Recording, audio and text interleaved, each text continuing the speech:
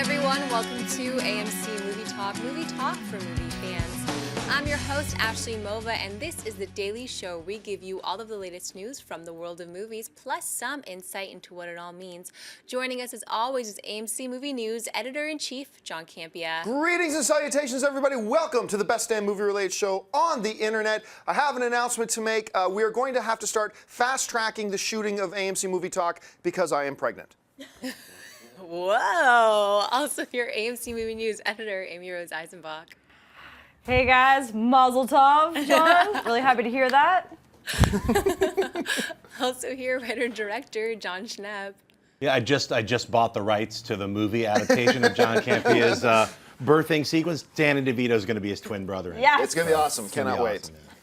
There are now reports surfacing that a major falling out took place between Best Picture winning film 12 Years a Slave writer John Ridley and the film's director Steve McQueen. Speculation started at the Oscars on Sunday when John Ridley won Best Screenplay and walked past McQueen without shaking hands or acknowledging him, and then failed to thank the director during his acceptance speech.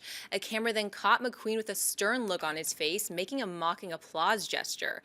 Later, upon winning Best Picture, McQueen returned the favor by not mentioning Ridley in his acceptance speech. John, what have we learned about this situation since the Oscars? That people are big babies.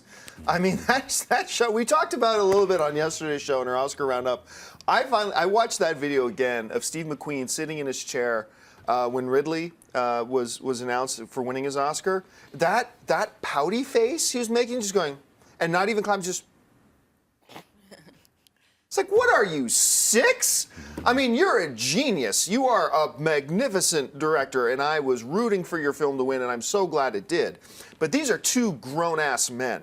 Grow up. I mean, as I started reading more about the background of this, so for those of you who don't know, here's the basic history of it. So what you did is you had 12 Years a Slave, and you had Steve McQueen. He went out and actually got John Ridley. He picked John Ridley to write the screenplay. And I guess McQueen gave some input on it as well and helped develop the script. And when it was all said and done, Steve McQueen asked Ridley, said, hey, can I have a co-writer's credit on this? And Ridley said no. So being upset by that answer, he then went to Fox Searchlight. He went to the studio, Steve McQueen, and tried to get them to side with him to force his name on as a co-writing credit. And they said no. From what I understand, he then took it to the WGA to get their ruling on it, and they said no. So I'm sitting here thinking, okay, look, even if you're right and you did a lot of work on that script and you deserved it, the guy said no, the studio said no, the WGA said no, move on. Just get past it at some point. And as far as the writer goes, I mean, come on. You win the Oscar, you get up there, and I'm sorry, but if it wasn't for Steve McQueen and what he did on that film, nobody would know your name. No, you wouldn't be standing up there with that golden statue. So both of these guys are just enormous babies, at least in this one. Look, I have circumstances where I am an enormous baby too. We all do it sometimes. This just happened to be their time. Now, so what apparently happened was things started to get cold between them. Brad Pitt steps in to try to mediate because they're getting into the award season. And if this looks bad to awards voters, that they're fighting and arguing, so they try to keep a lid on it.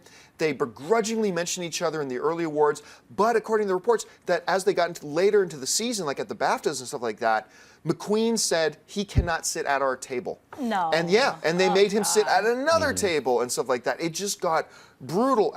God, you are two grown-ass millionaire men at the Oscars. This should be the happiest day of your life, and both of you ostensibly are doing, like, just. It's ridiculous. I love the film. I love the work they did. I can't wait to see what both of them do next. But good heavens, people, grow up. Anyway, Amy Rose, your thoughts on this whole thing? Let's hear it for grown-ass millionaire men.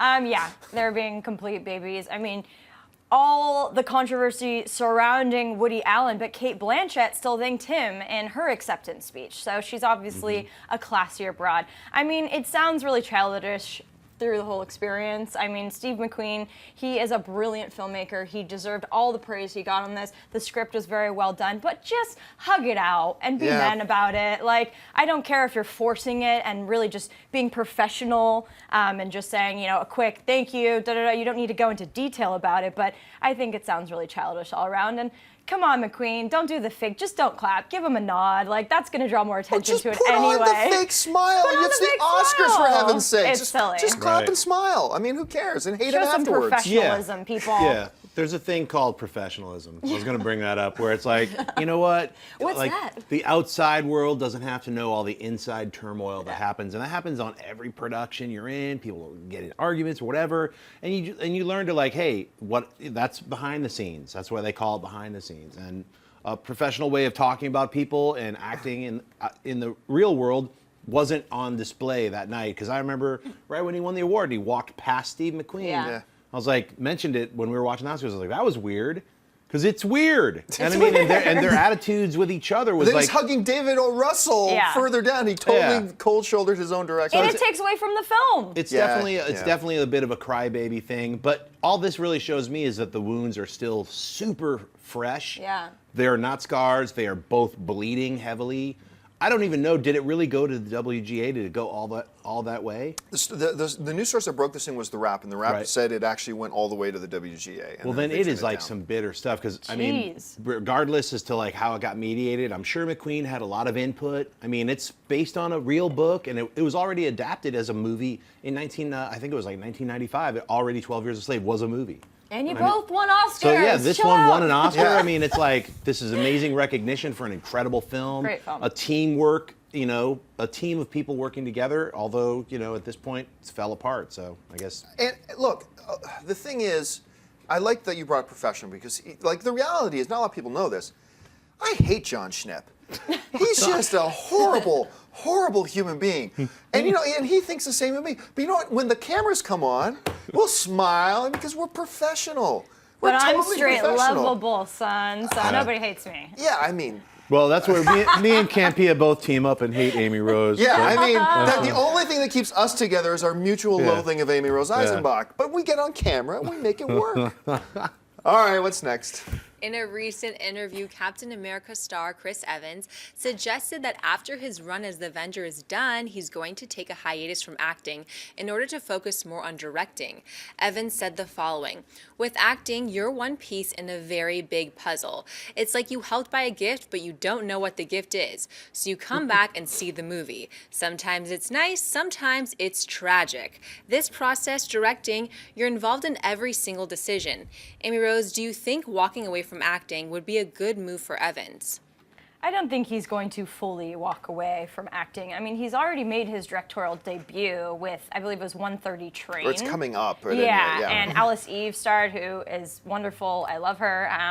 And I think that's, very insightful. He obviously had an experience where he wanted to be more involved, and that's why starring and directing is a great way to do that. But I really like him on the big screen, and I don't think this will be the end. He just wants to, express and explore other skills, and I think that's great, and I look forward to seeing what he has. Even he's a really great actor. I think he has the kind of precision, and I think that's insightful. It's true. You are just a piece of the puzzle as an actor, but the director is part of the overall master plan, so I think that's great. Good for him, but don't step away from acting altogether, and I don't think he will. I got to throw this in here. Somebody in the chat board was just saying, just a weird little thing. I keep my eyes on the chat board as we're doing the show, and somebody was just mentioning that, fun fact, Amy Rose's palms are always facing up. And so when I read that, I started looking at you, and you were talking, your hands were like this a lot. Look, they're down right now. They're down right now. Boom! They're down right now. Just a very, very interesting observation. Anyway, that's irrelevant. Schnepp. Chris Evans and Amy Rose's palms.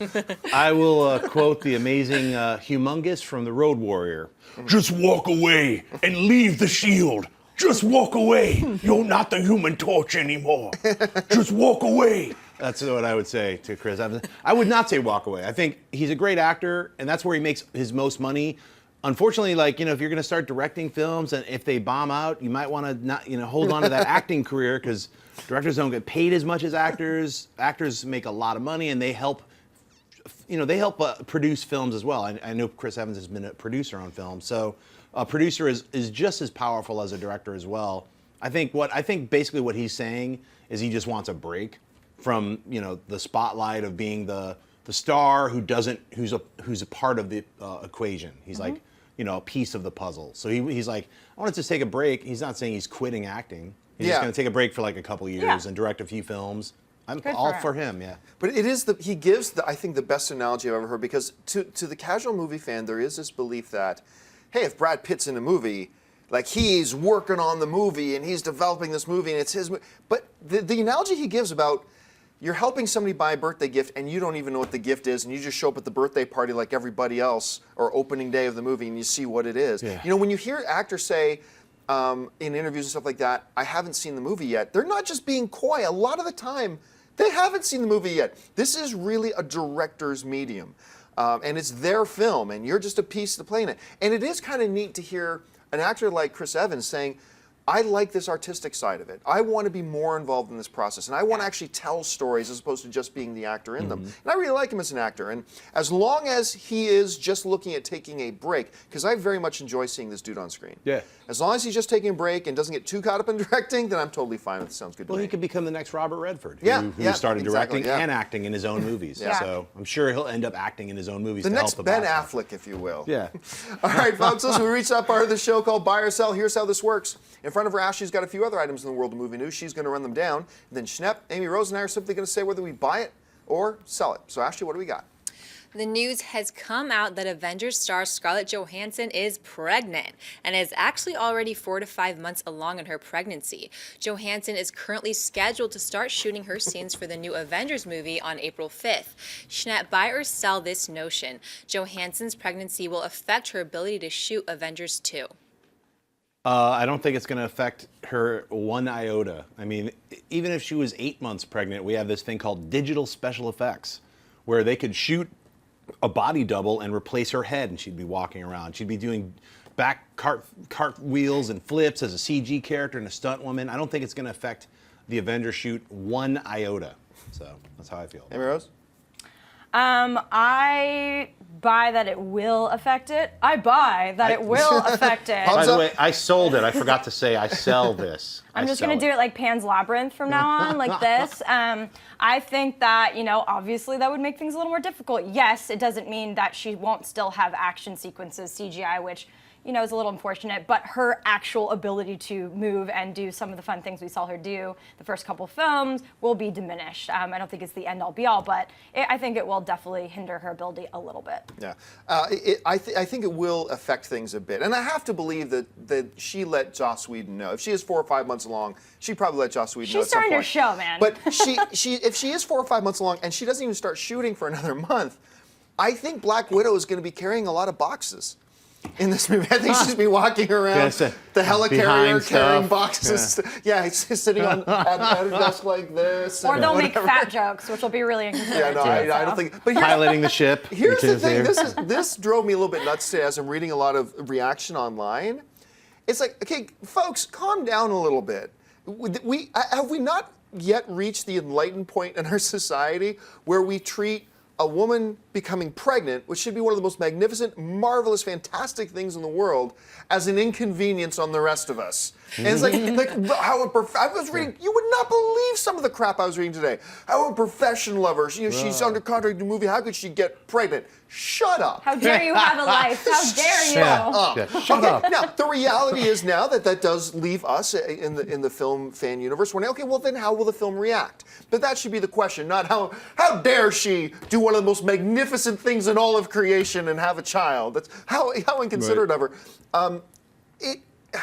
It will be interesting. It ain't as easy, and Schnepp knows this, it ain't as easy as just, you know, putting a face on somebody as they're doing all that kind of stuff. I mean, it's a really hard and expensive process to do, and it will be interesting to see what they change. But they did say they're going to fast track her scenes.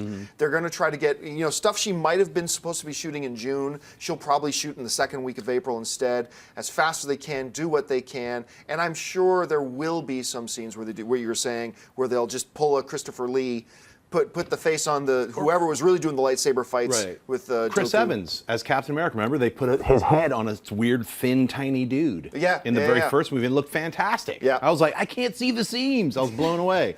And on top of this, don't forget that this movie is going to be in production for a whole year. Yeah. She's not going to be pregnant for another year. And there's green screen. They're going to have her come back and shoot a couple scenes like in 9 months. Yeah. When she's all back to her So regular will it self. affect production? Absolutely. Yeah. But will it hurt the film? Nah, I don't think so. We're past that. Yeah. Okay, what's next? A new poster for the upcoming Transformers Age of Extinction has hit the web, featuring Mark Wahlberg. Wahlberg stars as Cade Yeager, a small-town single dad and struggling inventor who unwittingly unlocks an ancient piece of Cybertron technology. John, buy or sell this new poster for Transformers 4? Haven't we already gone through this in Transformers, where some human unwittingly activates or sparks off a piece of Cybertronian technology? The Allspark. Yeah, the Allspark or whatever else they were searching for the next. So, I mean, whatever. I mean, look, I actually do dig the poster. I do. I like that it's a human-centric poster. We're going to get a lot of Transformer-centric posters as we move forward. And I kind of like, I dug this. I don't know why this struck me so nice. I like that Mark Wahlberg, because we've seen some actors, Jackie Chan, for instance, hanging on to playing the young son at 52 years old, you know, like, no, seriously, he was the kid in 52. He is babyface. I like that Mark Wahlberg is like, dude, I ain't a kid, I'm a man. So I'm gonna play the dad to the love interest in the movie. I'm not gonna play the hottie I'm gonna play the dad, and this other kid is gonna play the love interest to her. And I like that he embraces that, and he can still be badass at the same time. Right. So I kind of dig that. So for me, it's a buy. Amy Rose? Dude, Marky Mark's been a man since he was 10. Just saying. Just saying. I actually really like the poster as well. I'm kind of surprised. I really like the use of light. I think it's really, really cool in that. And he looks dirty and like he's about to unravel something pretty badass. So yeah, I think it's pretty interesting. And I've got to say, you know, when I first heard of Transformers 4, I was like, all right, here we go, bae. But they're taking steps to keep my interest a little bit intact, even though I kind of gave up on the franchise. So yeah, for now, it's a buy. And I got to mention this. Peter Zeke in the chat board is saying, the problem is he doesn't quite look like a small-time single dad and inventor. No, that's true. He does not look like that whatsoever. He looks like a warrior. All right, what's next? Wait, I didn't buy or sell. I thought you let it off. Can't Pia secretly hates me, ladies and gentlemen. It's not Once a secret again, anymore. he's sabotaging And I'm my buy and sell. I buy it, and it's because Marky Mark is holding a gigantic sword. Look at that sword. It's either Optimus Prime. I think it's a gun. Is it a gun? It looks like. It looks like a sword, but see how it's got the shoulder hilt on it, and it looks like he's got some kind of Maybe it's a gun sword. Oh my gosh! She just blew my yeah. mind. And that trailer with Optimus Prime riding a robot dragon—that's insane. Like a Dinobot, whatever. Yeah, it was. Dinobot. It was Grimlock. Why do I have to carry your weight all the time? Yes. Grimlock! Yes, I buy the poster. All right, now what's next? Okay. Man of Steel and the upcoming Batman vs. Superman director Zack Snyder is opening up about the new film, and in a recent interview addressed some of the apprehension fans have expressed regarding the recent casting of Ben Affleck as Batman, Gal Gadot as Wonder Woman, and Jesse Eisenberg as Lex Luthor. In the interview, Snyder said the following: "We know the material," he promises. "Unfortunately, the fans don't know the material, so we're casting according to what's happening in the script, and we're hoping that leads to enough originality, enough perspective on what we're doing, that you get something fresh and exciting. I understand the canon. I'm not crazy. I know that what these characters need from a mythological standpoint." Amy Rose, buy or sell Snyder's comments? Buy. I think it was very, very well said. I mean, obviously, when you cast any giant superhero, fanboys, fangirls, critics are just freaking out because they had someone else in mind or it didn't match the material that they grew up with. But we always talk about this. Liberties need to be taken when they adapt it to the big screen. It's not verbatim to the material. And I think that, you know, as much as we can have speculation run wild about what we want, until we read the script or see it on the big screen, we don't really know. So I think Snyder, he's proven that he's a big fan of comics and that he obviously has a very clear vision, and Man of Steel was awesome. So I think this is encouraging. I like what he said. Shep? Yeah, I'm going to buy his comments as well. I think, you know, we had talked about this many months ago, and this confirms the feeling that a lot of us had, where it's like, look, we don't know what the script is, so him casting, you know, any of the casting decisions, Ben Affleck, Gal Gadot, Jesse Eisenberg, it's going to be because of the script and what's probably best for the actual film that they're making. We don't know. We might agree or disagree with the casting, but ultimately we want to see a great film come out of it. It's great to hear his comments and being open without doing any kind of spoilers. I also liked his comment about The Watchmen earlier, where he talked about, I had to save it from the Terry Gilliams of the world. I don't know if you read Yeah, that. I read that, oh, yeah. yeah. And a lot of people really kind of went off on him about that. I don't think he was ripping on Terry Gilliam. He was more so speaking about Sam Hamm's script, which is like, it basically changed so many things that made The Watchmen what it was, one of the greatest graphic novels ever written, that he was like, I want to protect it. And, you know, whether or not you think Zack Snyder protected it or didn't by like changing the ending with the squid, I think it's one of the greatest adaptations of any comic book ever made. And that's what he did. He kept true to the source material, even using shot for shot. Even though Alan Moore's not credited, almost 80% of his Alan Moore's written words come to life. So to me, that's why I really respect Zack Snyder and what he's doing with especially superheroes and graphic novels. So. I really like one of the other parts that came out of this interview with him, because he was also talking about how, you know, in Man of Steel, we had to give him his new origin story, and you have to lay that groundwork, and you have to go into this. He said, but then he said, but now that you got that done, you can just go crazy with him. And you can just, and what he said was, his specific quote, I believe, was, so you got Superman and Batman, and now you can just make their universes explode, and you can do whatever you want. And I kind of like that. And what that kind of suggests to me is that they're not going to waste our time on another on-screen telling of the Batman origin story. We know the Batman origin story. They got to do with Batman what they did with the Edward Norton Hulk. They took 2 minutes, an opening 2-minute montage that explained the origin of Hulk and said, okay, you got it. We all know how the Hulk came to be, so let's move on to the real stuff. And I hope they do that with Batman as well, so I'm going to buy this. All right, folks, now before we get to mailbag, I want to make a little bit of an announcement here. On Thursday night, at 6:30 p.m. Pacific Standard Time, that's 9:30 p.m. Eastern Standard Time. We're really excited because we are going to be live streaming from the red carpet of the brand new Aaron Paul film, Need for Speed, which you guys have seen this movie, and you actually really like the movie. It's You guys really getting fun.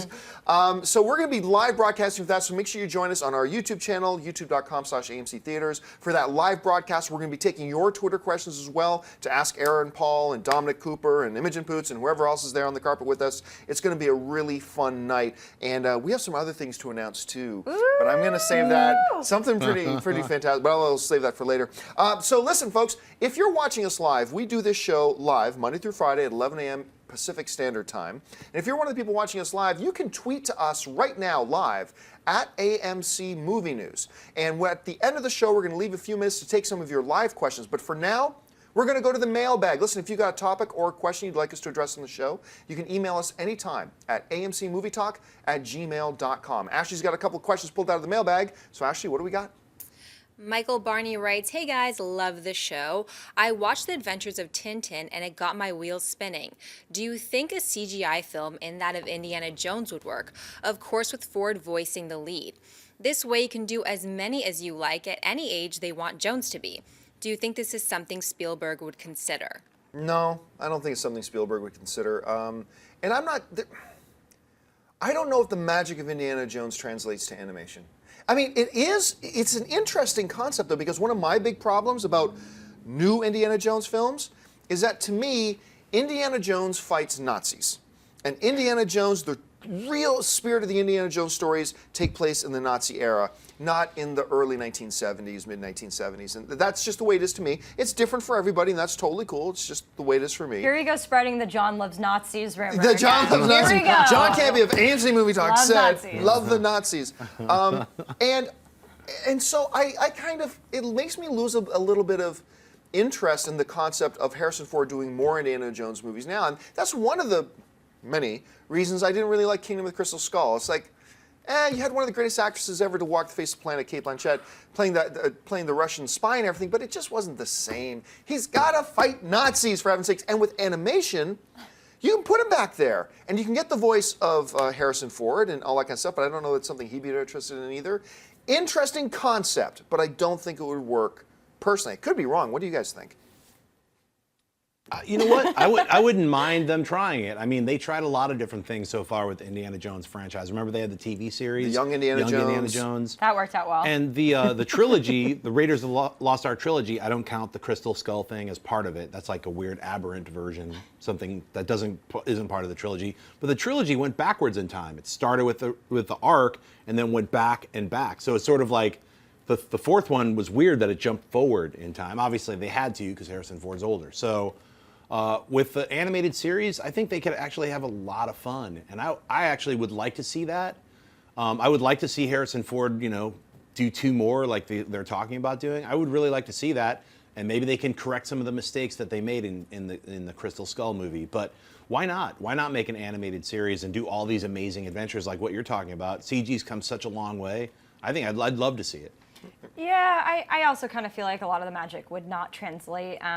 Some of the animated series can be really fantastic, and I love the idea of having more adventures, but part of the fun is, watching the depth of the jungle and like all the craziness that's happening in live action films. And Harrison, I don't even care if he just gives us a little cameo in the new film. He's got to be there. And I agree, Crystal Skull missed for me as well. I don't think it was a complete disaster, but I didn't like it. I didn't feel like it had the charm of the other films either. It was really underutilizing the great talent that they locked for that film. So yeah, I think it could work, but Spielberg certainly doesn't need an animated series like this. No. And if he did make it happen, he'd just slap his name on it and give the reins over to someone else. So he's already working on an animated thing with Tintin and Tintin. The big question though we have to address though is, can the magic of an army of swinging monkeys chasing Shia LaBeouf, can that translate from the big screen to animation? And I don't know that you can capture that perfection. The same way in animation. All those monkeys had Shia LaBeouf's hairstyle.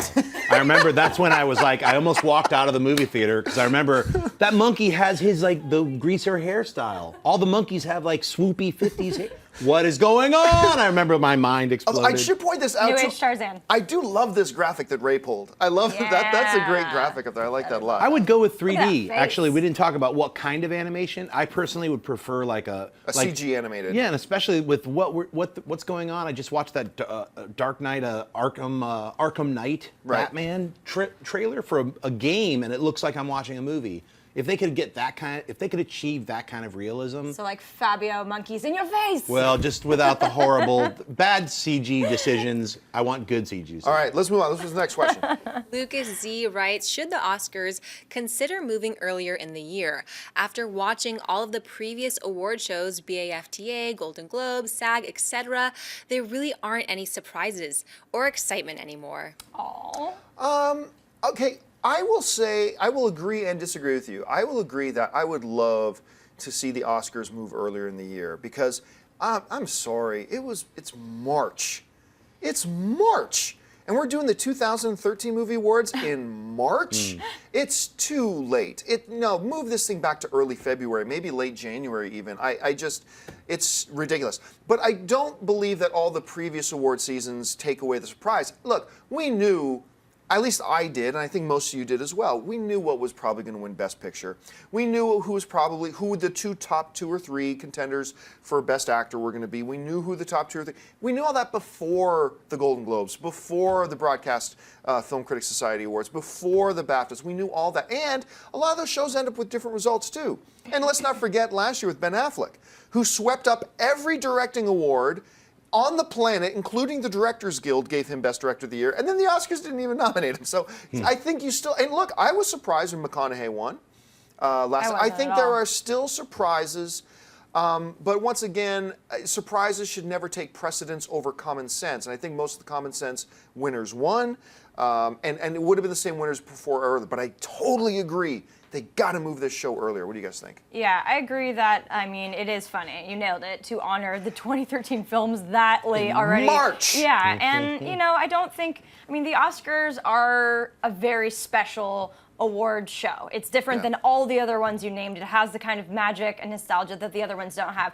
Not to mention, the Golden Globes separate categories like drama and comedy. So Leo could win, and so could Chiwetel, or so could, so it is a little different. I actually won my pool for ballot because it was so predictable this year. I knew McConaughey was going to win. I knew all of these, and it didn't have the same kind of shock value. Remember when Ang Lee won Best Director? Yeah. No one saw that coming. I miss those kind of surprises, but this year it was very politically correct and I feel like very obvious to predict. But the Oscars are the Oscars, and if anyone else should, whenever they air it, I'm going to watch it because I love that show so much, even if it's predictable. All right. Well, folks, listen. It's You the cut Schnepp Schnepp again. off again. I cut Schnepp off Come again. on, no Sorry, respect. we're way over. Sorry, Schnepp. I don't even know if I have anything to say anymore, guys. I just assumed in my head I care, you Schnepp. let it off. I'm sorry.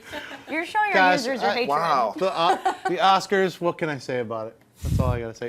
You know what? It's not predictable, but I agree with Campia, even though he secretly hates me. But they should move it. It's not secret It's not secret about anymore. it. It's on the table, folks. I hate John Schnepp. My palms are bleeding. And they're up. Yeah, they're up.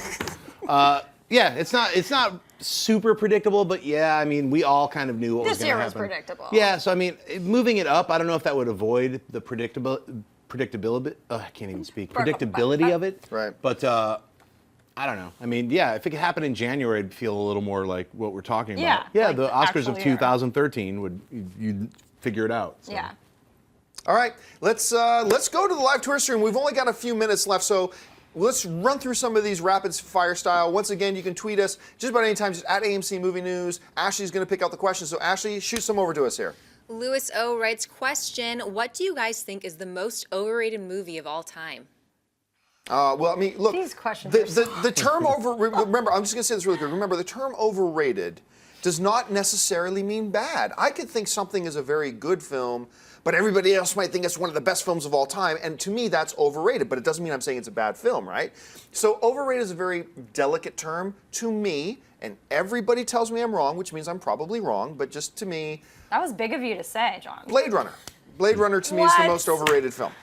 Blade Runner was freaking fantastic. I know, everybody he tells me pushed the that. envelope of sci-fi. I know, everybody, Come on. everybody feels that way. I am the only one that feels that way, which means I am wrong. One of Ridley Scott's best. But I am never going to just say what I think people want to hear, and I'm going to be honest. If you ask me a question, I'm going to tell you my honest answer, and I don't care what people think. And I think Blade Runner's overrated, and I know everybody disagrees with me, but that's just mine. So what do you We guys think? sure do.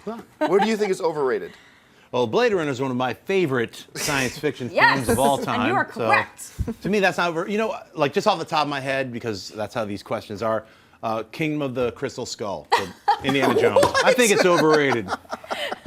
Top of my head, Born Legacy. I think that's overrated, even though a lot of people didn't like it, and they The were 1998 Matthew Broderick Godzilla. I think that's overrated. See, these guys will give you the Titanic! safe answers. Titanic! I'll give Overrated. you the real answers. All right, let's do two more really quick.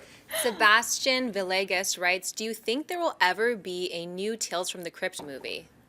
Not theatrically, not wide release theatrically. I think that the time for it has come and gone. I mean, there's always hope for like straight to home video kind of stuff, but I don't think theatrically any. They're bringing Hellraiser back. You never know. Yeah.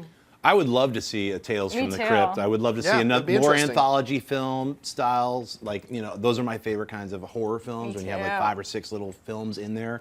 Or just go do a Tales from the Crypt on the web. That would be amazing. Do little 5-minute shorts. I would love to see that. I don't think it's totally far-fetched either, because they can do it on the cheap, like most horror movies. So you never know, but I would watch it. All right, what's next? Chris writes, do you consider voice acting to be real acting, or is there no acting really in it? Well, no, it's not that it's either real acting or not real acting. It's different. It's different acting, because part of one type of acting, which is our live action, our traditional understanding of acting, includes physical expression and movement and what you do and how you present yourself. I mean, you can see guys carry entire scenes without a word of dialogue, right? Voice acting is kind of different, because you can say we would say lines in an animated film differently than you would say it if you were in live action, because you don't have that physical presence. You're doing something a little bit different.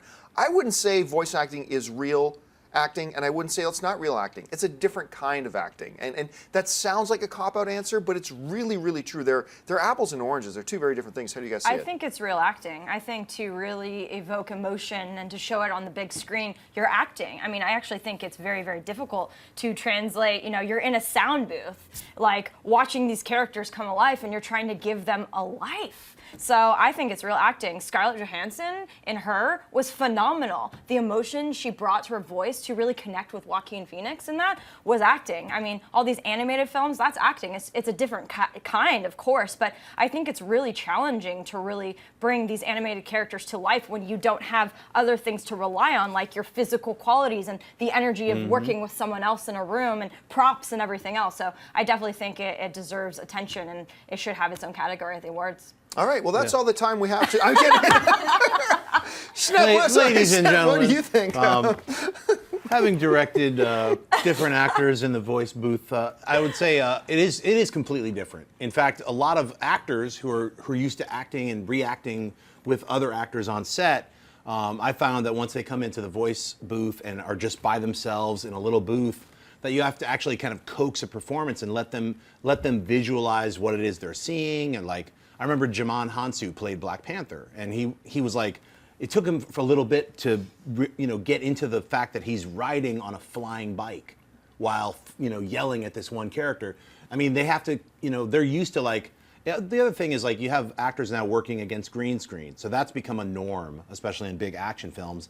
And that also is something that an actor has to adapt to because we're not on a set. You have to get in character and also imagine with everyone else, and the director has to let you know what you're seeing, and you have to doing voiceover requires a lot of imagination, more so than an actor who's performing perhaps on a set. So it's a different kind of role. It's definitely acting, though. So, I mean, I think it's just like you said, it's a different kind. But all right, folks, we have run out of time. Thank you so much for joining us today. Hey, listen, don't forget, lots of great movies playing at AMC Theaters right now. Head on over to www.amctheaters.com for our theater, showtime, and movie ticket information. If you want an audio-only version of this episode, make sure you look in the description of this video, and you'll find links to our Stitcher and our iTunes. And hey, as a matter of fact, now, if you use the TuneIn app, you can now find AMC Movie Talk on TuneIn as well.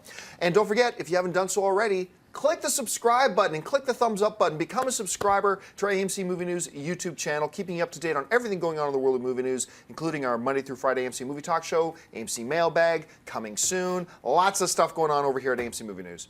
First, I want to thank those sitting at the table with me. Sitting to my immediate right, she's the movie news editor here at AMC Movie News, Miss Amy Rose Eisenbach. Amy Rose, where can people find you online? On Twitter at Amy Rosie, and I'm Italian. I move my hands a lot. Get over it.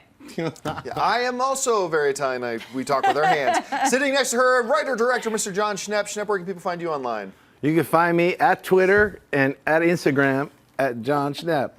Our lovely host today, Miss Ashley Mova. Ashley, where can people find you? You guys can find me on Twitter at Ashley Mova, hashtag Amy Rose's Palms. And don't forget, guys, join us Thursday night for the live stream of the Need for Speed Red Carpet at the historic Chinese Theater in Hollywood, California. My name's John Campia, by the way. You can just follow me on the various social media networks at John Campia. So until next time, I am John Campia, and until then, bye-bye. If you like this video, be sure to give it a thumbs up, and don't forget to subscribe to AMC Movie News on YouTube. It's free and a great way to stay updated with all the latest movie news and check out our daily show, AMC Movie Talk. Also, don't forget to check us out on Facebook and Twitter to stay in the loop for our special prizes, giveaways, and contests.